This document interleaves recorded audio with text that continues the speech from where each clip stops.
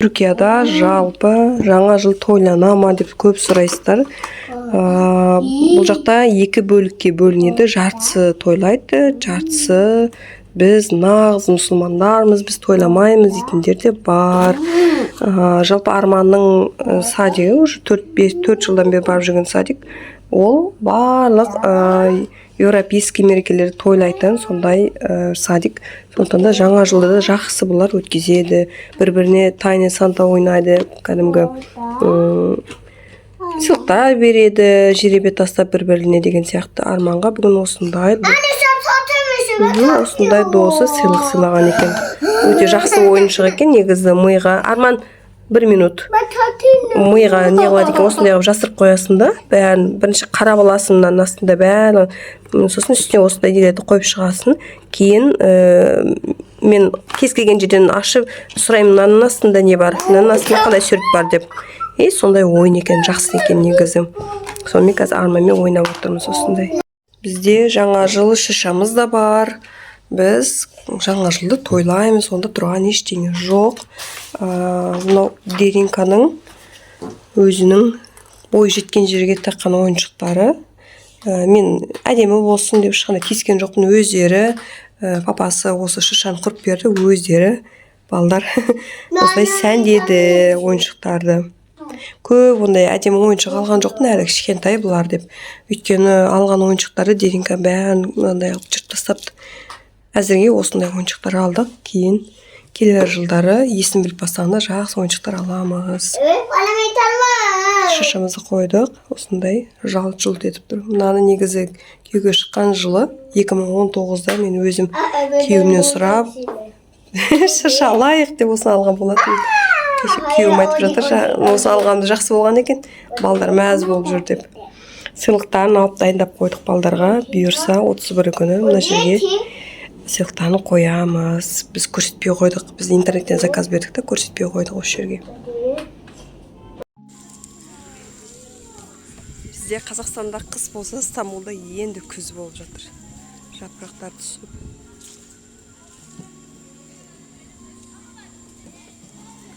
Бүгін кішкене жаңбырлы, сонда да нағыз стадионда балдар топ ойнап жүр. Бізде тобымызды алып келдік. Қазір кішкене топ ойнаймыз. Мына жерде паркларымызды тemiz тұталым. Паркты таза ұстаңыздар деп жазылған.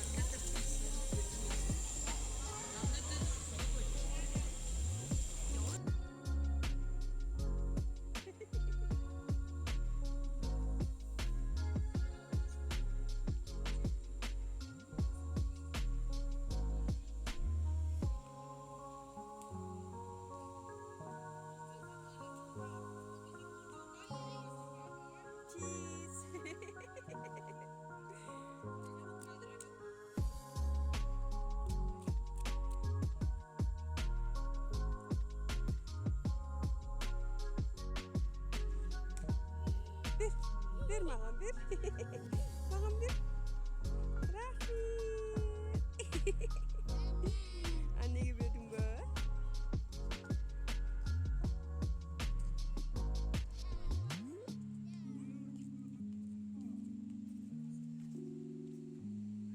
Beni sürdüp koyar özü içe.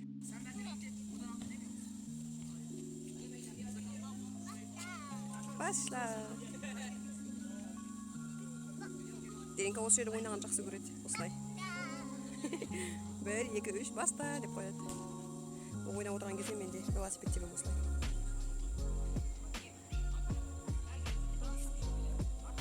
Балдар ойнап жүрген кезде ең кереметі осындай ата-аналар спортпен айналысады. Бұл жақта ақшаға 120 теңге, 1 жетон, 1-2 минут қана. Машиналар бар, аттар ана жерде. Мына жерде кафеше бар. Zimneyi canlı sağlık ekin. Bir kafe içkiyle, pamak şeydi, kofi şeydi, çay şeydi. Onlar bunu yapıyoruz. Bizim rayonda tek olsun, bizim үйдің түбіндегі ғана осы парк olsun деп қалғандары кішкентай ғана парк. Тек осы паркте ғана осындай стадион бар. Топ ойнайтын мынандай балдардың алаңы бар, кафе бар. Басқа жерлерде тек қана кішкентай парктер бар. Мына жерде күшті тәттілер алуға келдім. Алар что-то необычный екен. Адам бүгін жеп көрмеген едік. Мына жерде де эклер. Неше түрлі.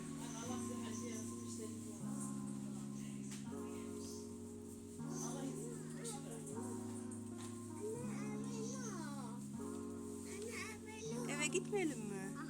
Niye? Parka gidelim.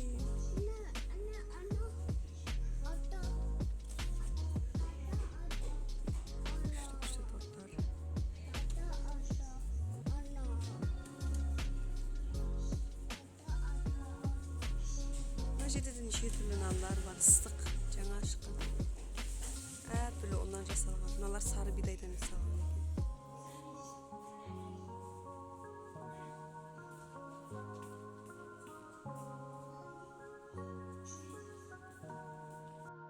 Біз үйге келдік. Мына жерде сүтсіз шайым.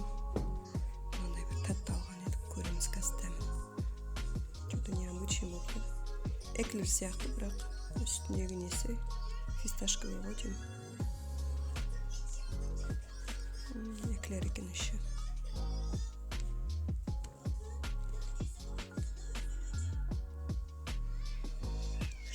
Біз осы жексенбі күні осындай соленый жаптық. Жолдасымыз екеуміз.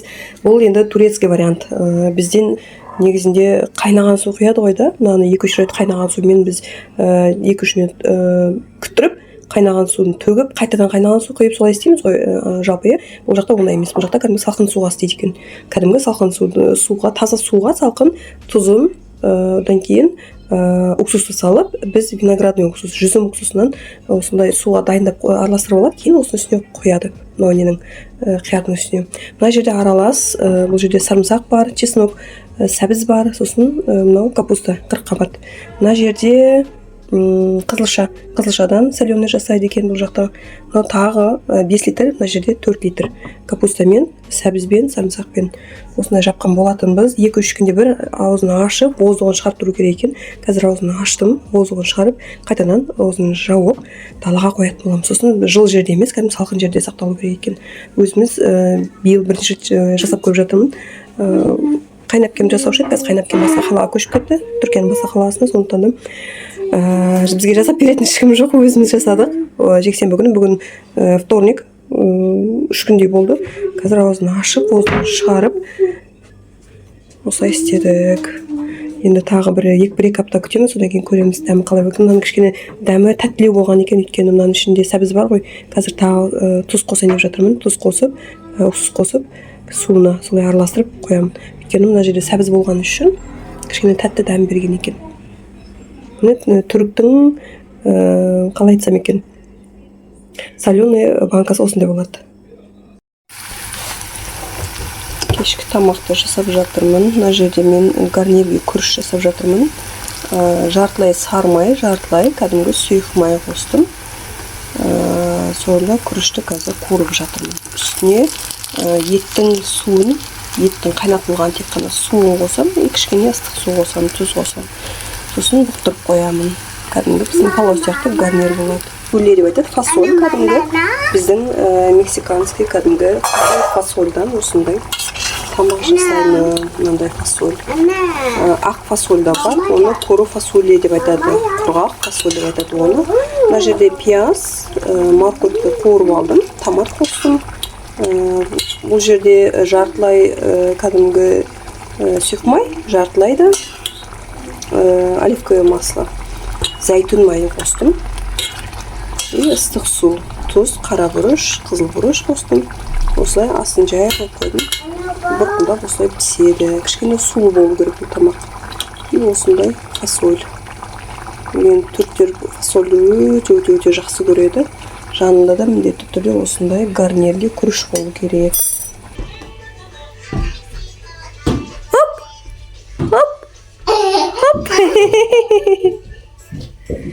Арман бей, қалайсың? Merhaba, bay. Merhaba. Salim. Қалайсың? Anne Salim söyle. Salim. Salim. Жақсымын, сен қалайсың? Tanesi. Жақсымын. Tanesi. Сен қалайсың? Sen diyorsun. Әжеңе сәлем жолда. Әже сәлем де. Aziz geldi. Әже сәлем. Aziz sayın. Деринсу, сен де әжеңе сәлем жолда. Әже сәлем. Sayın. Маған қарашы, Деринсу. Дерин, маған қарашы, әжеңе сәлем де.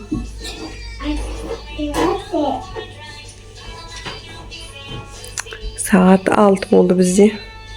Arman bir suret salып отыр. Перделердің бәрі нағыз тартпастай береді. Ау, папаларын күтіп отырмыз тамақтайын. Не істеймін балам? Достар, бұл видео бүгін сейсенбі 30 декабрь күні түсіріліп жатыр. Бұл 2025 жылдың соңғы видеосы болмақ. Алла қаласа алдымызда 2027 жаңа жыл бізді күтіп тұр. Жаңа жылда барлықтарыңызға тек қана денсаулық, мықты денсаулық тілеймін, ауызбіршілік тілеймін, еліміз аман болсын, деніміз сау болсын, қазақтарымыздың ауызбіршілігі ешқашан жоғалмасын. 2026 жыл қазақ тілі жылы болып жариялансын. Бәріміз осы тілекті тілеп отырмыз. Қазақ тілі жасай берсін. Қазақ тілі әрқашанда біздің ана тіліміз, оны әрқашанда қорғаймыз, қолдаймыз. Бірге, барлық қазақ бауырларымыз бірге жұмылып, қазақ тілін әрі қарай дамытып, бізге ата-бабаларымыз сыйлап кеткен қазақ тілін әрі қарай дамыта берейік. 2025 жылы жалпы өзіме, отбасыма өте жақсы жыл болды. Аллаға мың да бір шүкір. Жақсы жаңалықтар болды отбасымызда. Сол үшін 2025 жылға айтар алғысым шексіз. 2026 жылымызда одан да жақсы, берекелі, жемісті болсын. Сіздерден де видеоларыма қолдау күтемін. Шетелдегі қазақ қызының видеоларын қолдап, лайк басып, комментарий жазып, жақсы тілектеріңізді жаза кетіңіздер. Жалпы 2026 жылға қандай арман тілектеріңіз бар? Осында комментарийда бөлісе кетіңіздер. Және мені Алматының, Қазақстанның қай қалаларынан, қай ауылдардан қарап отырсыздар, осында жаза кетіңіздер. Бәріміз біліп отырайық. Келесі 2026 жылда көріскенше қош сау болыңыздар.